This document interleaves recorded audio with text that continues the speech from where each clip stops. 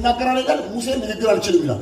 እግዚአብሔር ሕዝብ እስራኤልን ከግብጽ ከፋርዖን ግዛት ከባርነት ታወጣለህ ይላል። ሙሴ እኔ ራሴ ባሪያ ነኝ፣ የወቶር ባሪያ ነኝ፣ የአማቴ ባሪያ ነኝ፣ በግ ጠባቂ ፍየል ጠባቂ ነኝ ነው።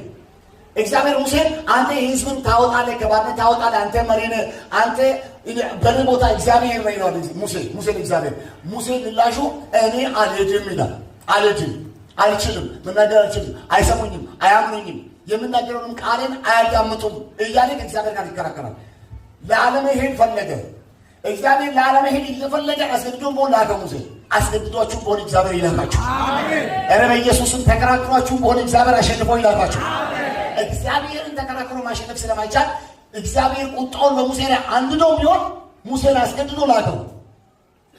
አልሄድም፣ አልሰራልህም ነው። መናገር አልችልም ነው።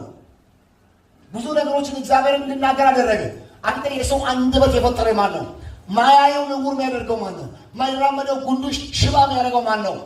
አንደበቱን